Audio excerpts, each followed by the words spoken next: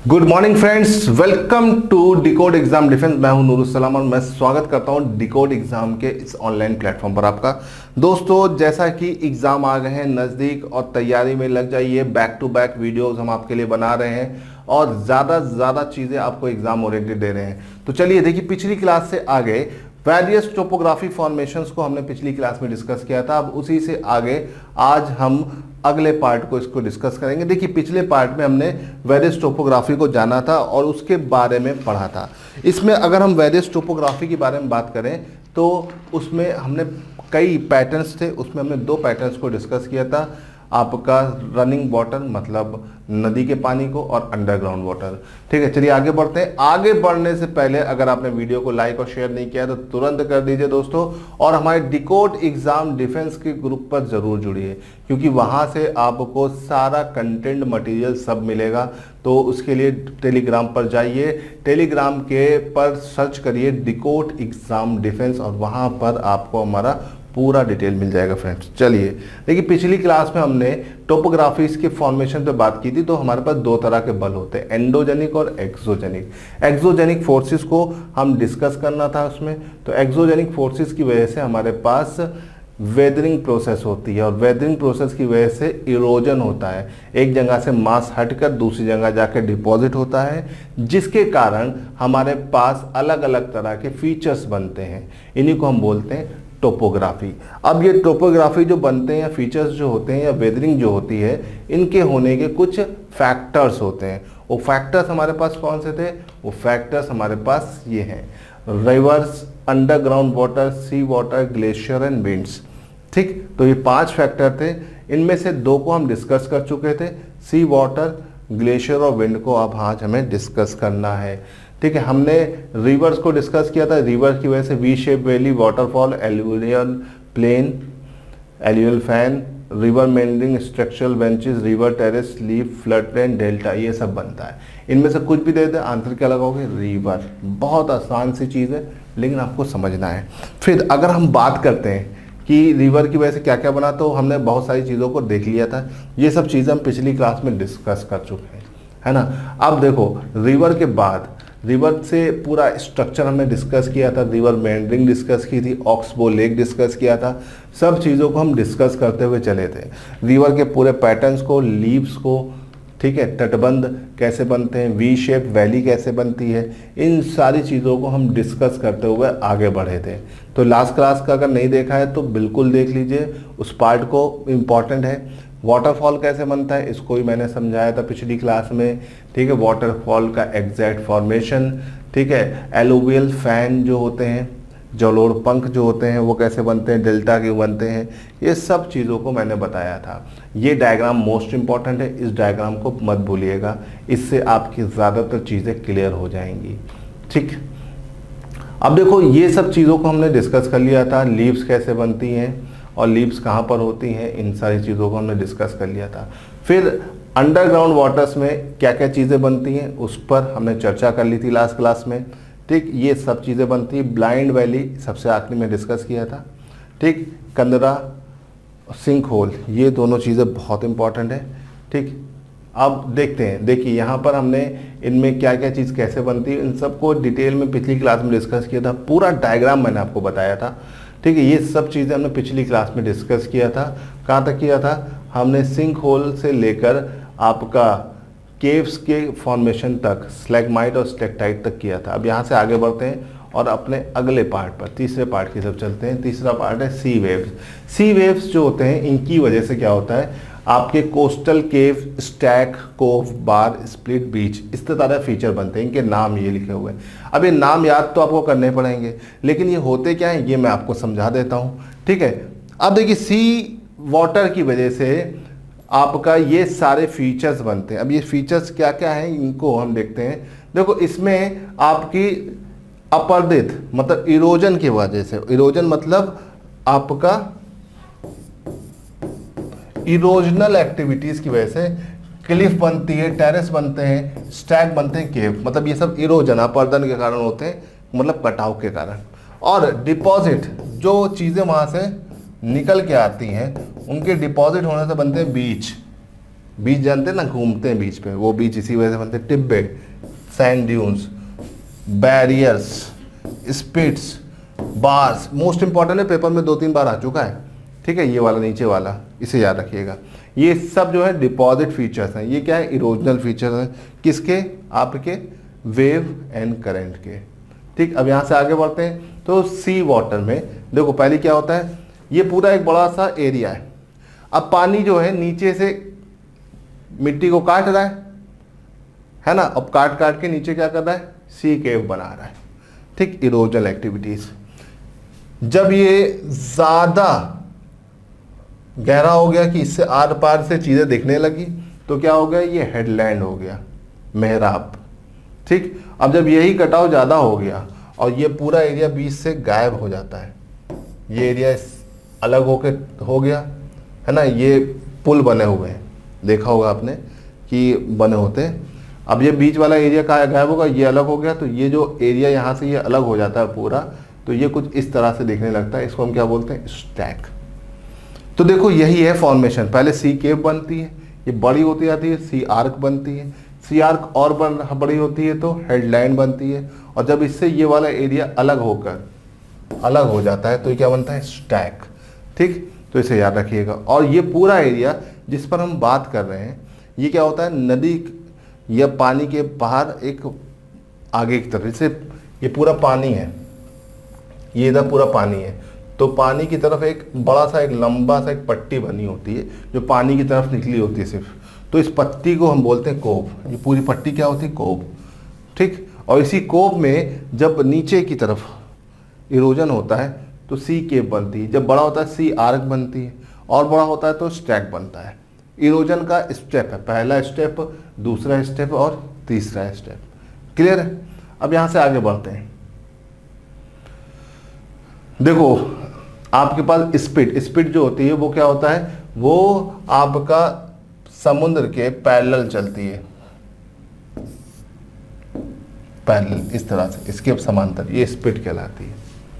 ठीक, और कोव जो होती है ये इसके परपेंडिकुलर होती है, इसको याद रखिएगा। चलिए यहां से आगे बढ़ते हैं। बीचेस तो आपको पता ही है, बीचेस के में ही पाए जाते हैं क्लिफ्स। ठीक है, बीचेस के ही कॉर्नर्स पे होते हैं आपके क्या, क्लिफ, जो पानी हल्का फुल्का बहता है। ठीक, ये क्लिफ बने हुए हैं। ठीक, अब इसी में थोड़ा सा हम आगे बढ़ते हैं।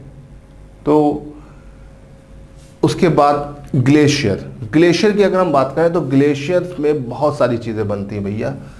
You shape valley, hanging valley, cirque, arete, horn, nunatak, roche, ये सब तो इतने इंपॉर्टेंट नहीं। मोरेन्स बहुत इंपॉर्टेंट है, एस्कर, केम, ड्रमलेस, इतनी सारी चीज़ें ग्लेशियर की वजह से बनती है। अब मुझे पता नहीं क्यों लग रहा है कि इस बार पेपर में यही आएगा।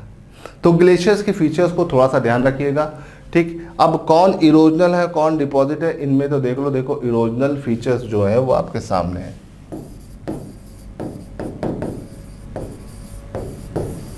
ये इरोजन के सार्क, हॉर्न एंड ट्रेंचेस। ठीक, और ये डिपॉजिट वाले फीचर, मोरेन्स, एस्कर एंड ड्रमलेंस। ठीक, ये याद रखिएगा। ठीक, इरोजन और डिपॉजिट कभी कभार पूछ लेता है, इसलिए मैंने इसको अलग अलग कर दिया, बाकी आपको इसको ध्यान देने वाली चीज़ नहीं है। ठीक, अब देखो यहाँ से आगे बढ़ते हैं। तो हमारे पास ये पूरा सा बड़ा सा एरिया दिया हुआ है। सार्क क्या होता है, जब बर्फ के क्षेत्रों में, ठीक, एक बड़ी सी घाटी के पैरेलल परपेंडिकुलर जब एक कटाव होता है तो इसे बोलते हैं सार्क। गहराई मतलब कॉनकेव फॉर्म में चीज़ें कटती हैं, इसे सार्क बोलते हैं। अब ये सार्क जो होता है, यही सार्क जब किसी भी बड़े से पहाड़ के ऊपर होता है, ठीक, आराम कुर्सी के रूप में, इसे हम सार्क बोलते हैं। ठीक, इस तरह से ये बड़ा सा एरिया यहाँ से एक कटाव हो गया ऐसे, तो इसे बोला सार्क। अब अगर यही कटाव दोनों तरफ से हो गया या तीन तरफ से हो गया तो इसको हमने क्या बोल दिया, इसको हमने बोल दिया अरीट। और ये जो ऊपर निकला हुआ है इसे हमने बोल दिया हॉर्न। तो इसे याद रखिएगा, ये सारे फीचर्स यहीं पे बनते हैं। मोरेन्स क्या होते हैं? मोरेन्स एक तरह की पगडंडी होती है। देखो मोरेन्स क्या होते हैं? किनारे किनारे पर जो पगडंडियां निकली होती हैं इन्हें मोरेन्स बोलते हैं। तो moraines, arete, horns, these are the features. अब इसको समझने के लिए आप ये समझिए कि भैया ये सब एक कौन डिपॉजिट और कौन सा इरोजनल है, यही आपको यहाँ पर ध्यान देना है। अगर आप इसको समझ जाएंगे तो कोई भी दिक्कत नहीं होगी। चलिए अब यहाँ से आगे बढ़ते हैं, थोड़ा सा और इसको आसान करते हैं। तो देखो अब एस्कर और ड्रमलिन्स आपको समझ में आएगा।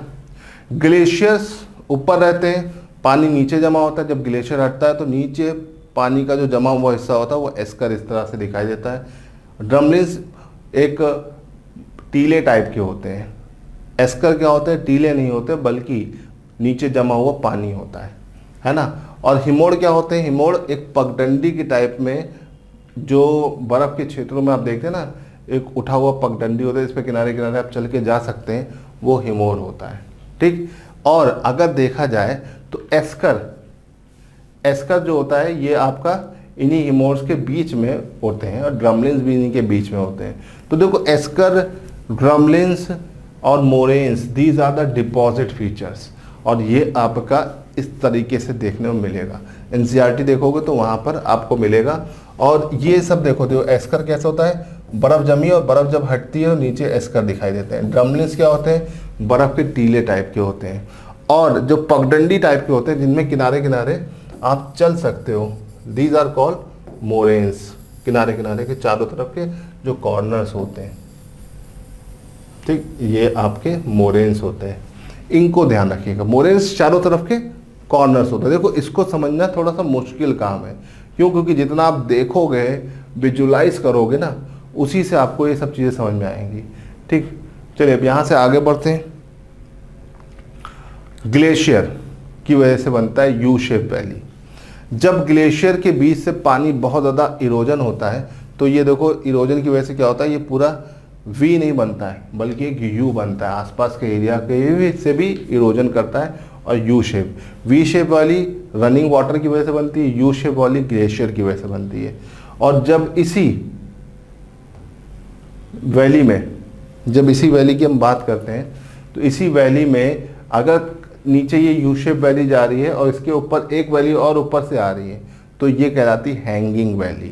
हैंगिंग वैली मतलब लटकती हुई घाटियाँ, और लटकती हुई घाटियाँ भी आपके यू वैली के साथ, मतलब एक घाटी यूँ जा रही है, इसको साइड से एक घाटी और ऊपर से आ रही है, तो ये जो ऊपर से आ रही है ये लटकती हुई घाटियाँ हैं। देखो हैंगिंग वैली जो डेड एंड पर आकर यू वैली से मिल रही है। तो इसे याद रखिएगा, ये भी ग्लेशियर की वजह से बनती है। ठीक। फिर आते हैं विंड्स की तरफ। विंड्स की जब हम बात करते हैं तो विंड्स की वजह से जो चीज़ें बनती हैं, देखो इनके नाम, जो ये इस तरह के एरियाज हैं जो यहाँ पे नाम लिखे हुए हैं, इन पेजेस को जरूर याद रखिए। 5 पेज हैं, इनको रट्टा मार लेना। देखो विंड्स हमारे पास इंसलबर्ग, मशरूम, डिमोइजलर, ज़्यूजन, यार्डिंग, प्लाया, ड्रैंगस्टर, लोएस, ये हैं। इसमें आपके एग्जाम के लिए इंपॉर्टेंट लोएस है, प्लाया, यार्डन, ज़्यूरन, मशरूम, इंसलबर्ग, ये ज़्यादातर इंपॉर्टेंट है, पेपर में आ चुके हैं। अब ये क्या है, विंड की वजह से होता है, बस इनके नाम याद रख लो, बहुत अच्छा है। इनमें 3-4 जो इंपॉर्टेंट है जिनके डायग्राम आपको एग्जाम में दिए जा सकते हैं, उनको देख लेते हैं। सबसे पहले इंसलबर्ग। इंसलबर्ग देखो जो फीचर होता है इंसलबर्ग कुछ इस तरह से दिखता है। तो आपका ये इंसलबर्ग है। इंसलबर्ग देखोगे तो रेत के मैदान में जो छोटे छोटे टीले उठे होते हैं उनको इंसलबर्ग बोलते हैं। ठीक। इंसलबर्ग के अलावा अगर हम बात करते हैं दूसरा फीचर होता है आपका मशरूम रॉक। मशरूम रॉक क्या होता है, हार्ड और सॉफ्ट रॉक का कॉम्बिनेशन होता है, और विंड के इरोजन की वजह से नीचे सॉफ्ट रॉक होती है, वो कटती रहती है, तो ये मशरूम के शेप में आ जाते हैं। इनको हम बोलते हैं मशरूम रॉक, ये विंड के कारण बनते हैं। ठीक, इसको ध्यान रखिएगा। ज़्यूजन क्या होता है कि बड़े से मैदान या फिर डेजर्ट के रीजन में इस तरह से छोटे छोटे टीले टाइप के उठे हुए हैं, इन टीलों को हम क्या बोल रहे हैं, ज़्यूजन। और इसी के बीच में ये आधे चांद की आकृति वाला जो आप देख सकते हो, ये वाले रीजन है, जो आधे चांद की आकृति वाले रीजन है, इनको अगर देखो थोड़ा मैं बड़ा कर देता हूँ। देखो ये तो तुम्हारा जो है ये ज़्यूजन है, ये देखो ये ज़्यूजन है, ये जो छोटे छोटे आकृति उठी रहती टीले जैसी वो ज़्यूजन होते हैं। ठीक, अब यहीं पर अगर देखो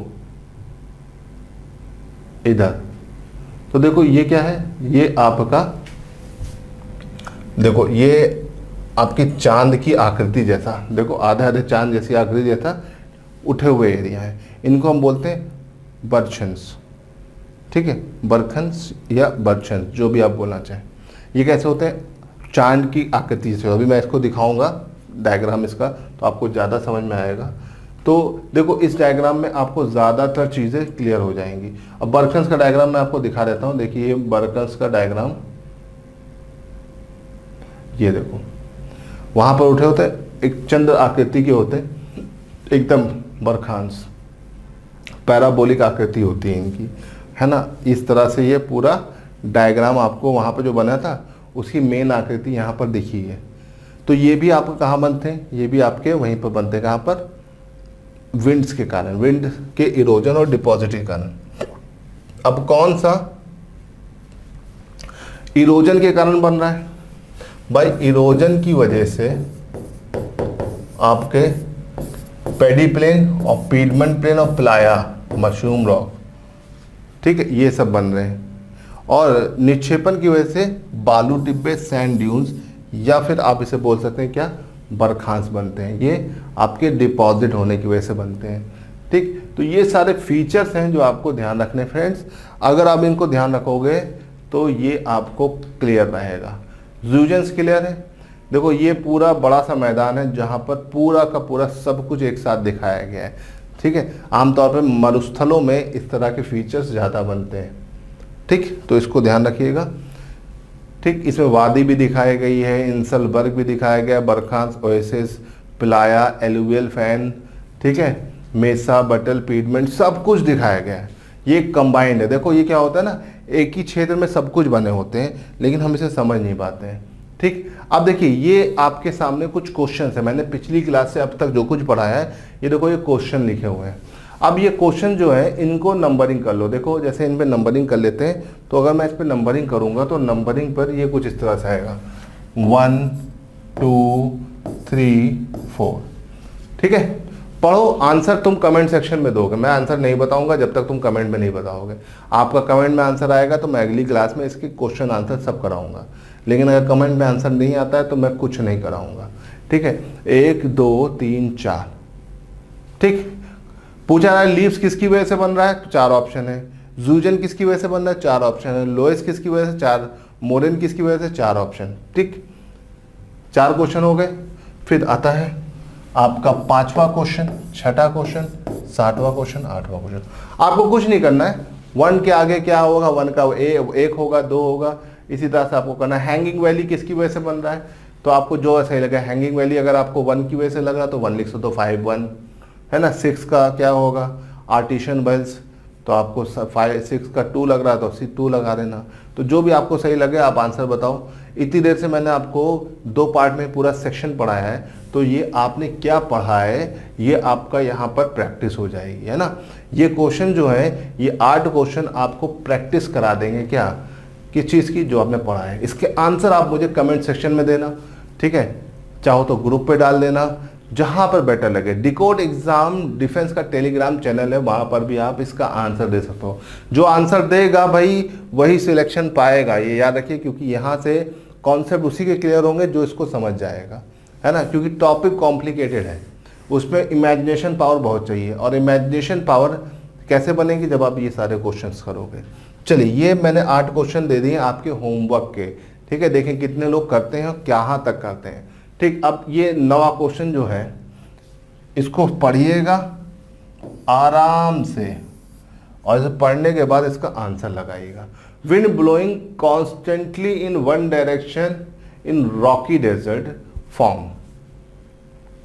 आराम से पढ़ना, अगर पेपर खराब होगा तो ये क्वेश्चन आएगा, ठीक है। 9 क्वेश्चन मैंने आपको दिए हैं करने के लिए, तो इन 9 के 9 क्वेश्चंस को करना, कमेंट सेक्शन में बताना। देखो इतनी मेहनत अगर मैं कर रहा हूँ तो तुम्हें भी थोड़ी सी मेहनत करना है। न्यूटन का तीसरा नियम लगना चाहिए, है ना, एक्शन रिएक्शन, तो वही लगवाना है। चलिए फिलहाल अब आज की इस क्लास को हम यहाँ पे दोस्तों एंड करते हैं। क्लास कैसी लगी, बढ़िया लगी तो लाइक और शेयर करते जाइए, कमेंट करते रहिए।